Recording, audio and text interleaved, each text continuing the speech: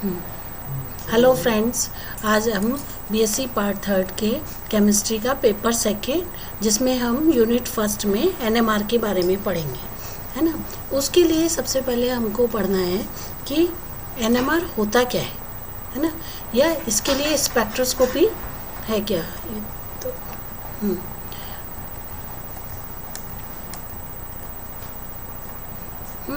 NMR spectroscopy introduction.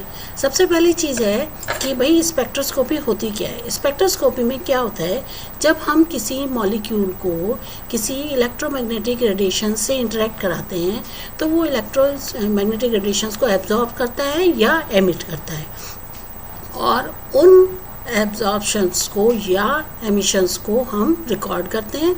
उससे हम compounds की कैरेक्टरिस्टिक्स के बारे में जानते हैं।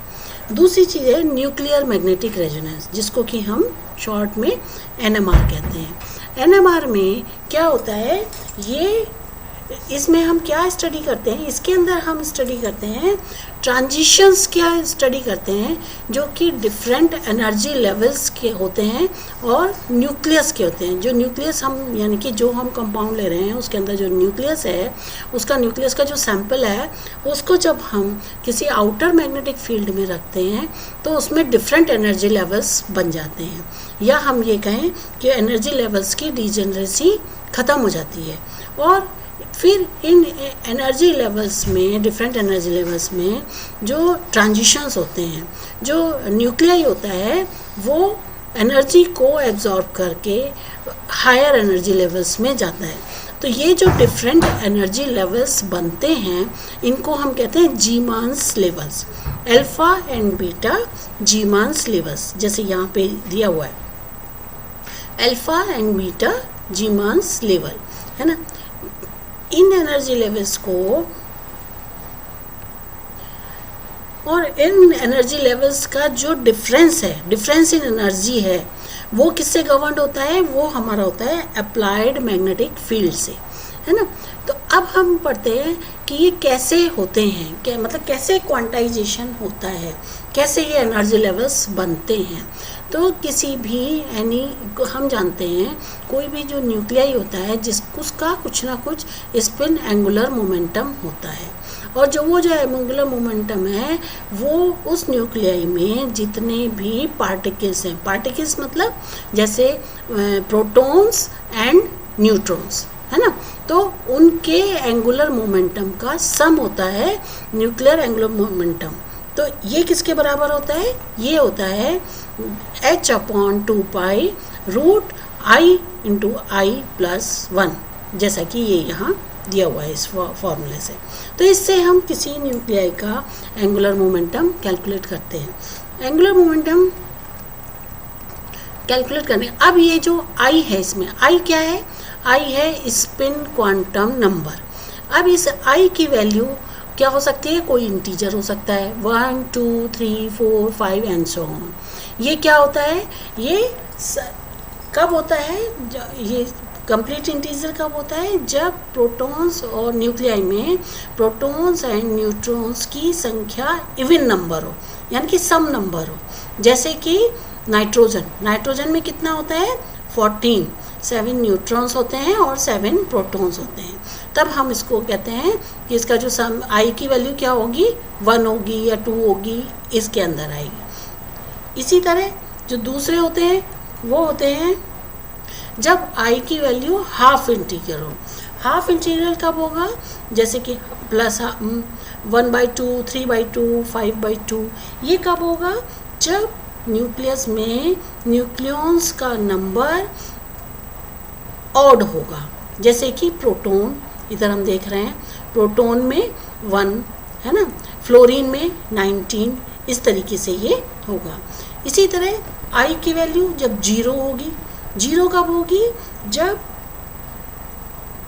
प्रोटॉन्स और न्यूट्रॉन्स दोनों का नंबर कैसा होगा, इवन नंबर होगा, दोनों का नंबर इवन होगा, तो I की वैल्यू 0 होगी। जिन न्यूक्लियाई में I की वैल्यू 0 होती है वो न्यूक्लियाई NMR सिग्नल्स नहीं देते हैं, है ना। तो NMR सिग्नल्स नहीं देंगे, यानी कि वो न्यूक्लियाई जो हैं वो NMR इनएक्टिव हैं। जैसे कि कार्बन में क्या है, सम कितना है 12, जिसमें 6 प्रोटॉन है और 6 ही इलेक्ट्रॉन्स हैं, वो 6 प्रोटॉन्स हैं, 6 ही न्यूट्रॉन्स हैं। इसी तरह ऑक्सीजन में 6 प्रोटॉन्स हैं और 8 प्रोटॉन्स हैं और 8 ही आपके न्यूट्रॉन्स हैं। तो क्योंकि दोनों का नंबर और इवन है तो इसलिए आई की वैल्यू 0 होगी, और कार्बन 12 और O16 जो हैं NMR इनएक्टिव होते हैं, यानी कि ये NMR सिग्नल्स नहीं देते। ठीक है, अब आगे चलते हैं हम कि कोई भी न्यूक्लियाई जिसको हम बाहरी मैग्नेटिक फील्ड में जब रखते हैं तो उसमें कितने ओरिएंटेशंस पॉसिबल होंगे, यानी कि कितने एनर्जी लेवल्स बनेंगे। तो वो किस पे डिपेंड करता है, वो हमारे आई पे डिपेंड करता है। ये किसके बराबर होते हैं, आई की जितनी भी वैल्यू होती है उसका 2i + 1 इसके बराबर होता है, उतने ओरिएंटेशंस उसमें हमारे पॉसिबल होंगे। जैसे कि प्रोटॉन की बात करें तो प्रोटॉन के लिए आई की वैल्यू क्या है, हाफ है ना। आई की वैल्यू क्या है, हाफ है, तो नंबर ऑफ ओरिएंटेशंस कितने हो गए, 2 × ½ + 1 दैट इज 2 है ना।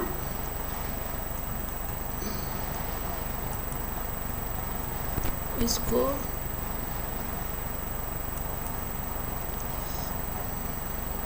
क्या हो गया, तो पता नहीं क्या आ गया।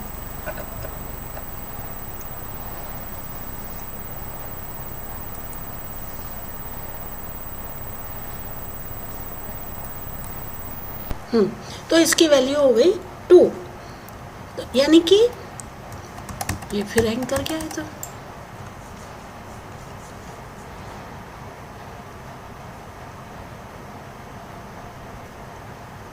वीडियो चालू है, ये फिर नहीं चल रही यहाँ से, वीडियो तो चालू है, ये यहाँ से स्क्रॉल नहीं हो रही।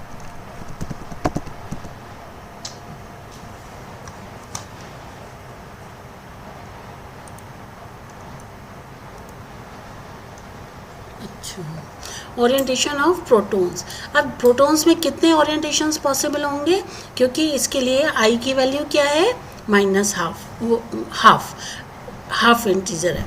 तो क्या है, क्योंकि इसमें एक ही खाली प्रोटॉन होता है, न्यूट्रॉन नहीं होता, और एक पार्टिकल के लिए आई की वैल्यू हाफ होती है। तो नंबर ऑफ ओरिएंटेशंस कितने हो गए हमारे, ये हो गए 2 × ½ × +1 that is 2, that is 2 orientations he possible हैं। अब जब हम किसी प्रोटॉन के ऊपर आउटर मैग्नेटिक फील्ड लगाते हैं तो अब जो उसका अपना मैग्नेटिक मोमेंट है, जिसके द्वारा उससे जो मैग्नेटिक फील्ड उसका डेवलप हो रहा है, वो या तो आउटर मैग्नेटिक फील्ड के डायरेक्शन में अपने को एडजस्ट करेगा, यानी कि अलाइनमेंट विद द फील्ड के साथ अलाइन हो जाएगा, या क्या होगा, alignment opposite to the field, outer field के अपोजिट में होगा। तो क्या करेंगे, तो अपोजिट, यानी कि 2 ही पॉसिबिलिटी हैं। जब हमने आउटर मैग्नेटिक फील्ड नहीं लगाया था तो एनर्जी लेवल्स क्या थे, डीजेनरेट थे, यानी कि सारे दोनों एक से थे और एक ही एनर्जी लेवल था। जब हमने इसमें बाहरी मैग्नेटिक फील्ड ये यहाँ से अप्लाई किया तो ये 2 एनर्जी लेवल्स में टूट गया, जिनको हम कहते हैं जीमान लेवल्स हैं, जीमांस लेवल्स बोलते हैं, जो फील्ड के डायरेक्शन में अलाइन होता है या अलाइन विद द फील्ड होता है, तब उसकी एनर्जी कम होती है, लोअर एनर्जी लेवल होता है, जिसको हम कहते हैं अल्फा स्पिन स्टेट अलाइनमेंट। अगर वो उसके अपोजिट डायरेक्शन में होता है, अलाइनमेंट अगेंस्ट द फील्ड, तो उस एनर्जी लेवल जो है हाई होता है, एनर्जी ज़्यादा होती है, और उसको हम बोलते हैं beta spin state alignment against the field.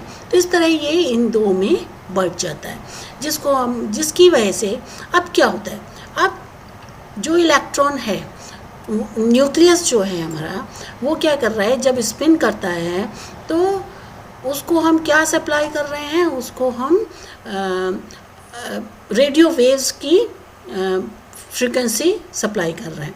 तो जब इस energy difference E2 minus E1 का जो डिफरेंस है वो एनर्जी रेडियो फ्रीक्वेंसी के से पूरा होगा, तभी वो उसको एब्जॉर्ब करेगा और उस रेडिएशन को एब्जॉर्ब करके वो लोअर एनर्जी लेवल से हायर एनर्जी लेवल में एक्साइट हो जाएगा।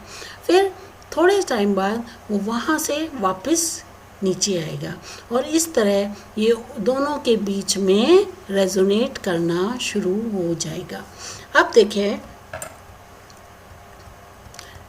ये हम दिखा रहे हैं कि एनर्जी लेवल्स में जो डिफरेंस होता है वो किसके बराबर होता है, delta E E2 minus E1, है ना, हायर एनर्जी लेवल और लोअर एनर्जी लेवल। ये किसके बराबर होता है, एच न्यू, और एच न्यू किसके बराबर होता है, म्यू एच, जिसमें म्यू क्या है, मैग्नेटिक मोमेंटम है, और ये क्या है, एच क्या है, ये आउटर मैग्नेटिक फील्ड जो कि हमने इंटेंसिटी का अप्लाई किया है। तो अब ये जो इन दोनों लेवल्स के बीच में जो डिस्टेंस है या एनर्जी डिफरेंस है, ये किस पर डिपेंड करता है, intensity of outer magnetic field. तो यानी कि इन दोनों को बराबर लाने के लिए, यानी कि H new is equal to mu H, इसमें क्या है, दो वेरिएबल्स हैं। मैग्नेटिक मूवमेंट जो हमारे उसका है न्यूक्लियाई का, वो तो फिक्स है ना। ये जो मैग्नेटिक फील्ड है ये हमारे हाथ में है, हम कितना अप्लाई करें। एच न्यू क्या है, ये भी वेरिएबल है, ये रेडियो फ्रिक्वेंसी, रेडियो वेव्स की फ्रीक्वेंसी है। तो यानी कि एच न्यू जब म्यू एच के बराबर होगा तब ही हमारा NMR स्पेक्ट्रा आएगा या सिग्नल देगा वो NMR में। अब इसमें हम क्या कर सकते हैं, दोनों को बराबर करने के लिए एक को फिक्स कर दें, चाहे तो H को फिक्स कर दें, चाहे न्यू को, फ्रीक्वेंसी को फिक्स कर दें। तो जनरली हम क्या करते हैं कि मैग्नेटिक फील्ड में जो फिक्स करते हैं, मैग्नेटिक फील्ड को, फ्रीक्वेंसी को फिक्स करना आसान है। तो हम क्या करते हैं, जनरली एक फिक्स फ्रीक्वेंसी की रेडियो वेव्स सप्लाई करते हैं, और जो म्यू है, म्यू जो एच है वो हम वेरिएबल रखते हैं। तो जब हम किसी न्यूक्लियाई के ऊपर, न्यूक्लियाई को बाहर मैग्नेटिक फील्ड में रखेंगे तो वो क्या होगा, जब उस न्यूक्लियाई का जो डिफरेंस है वो इसके ऊपर आएगा, इसको हम बोलते हैं इक्विवेलेंस पॉइंट, है ना। तो जब ये इक्विवेलेंस पॉइंट आएगा तब ही वो सिग्नल देगा। तो हम NMR सिग्नल्स में क्या करते हैं, तो इसको बोलते हैं फ्लिपिंग।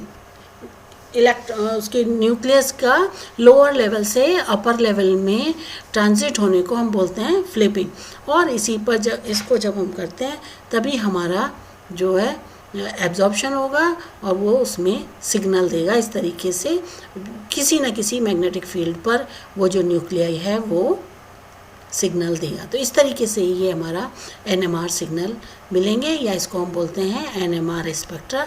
इसको कैसे इंटरप्रेट करते हैं इसको हम आगे पढ़ेंगे। कहाँ गया अब इसको,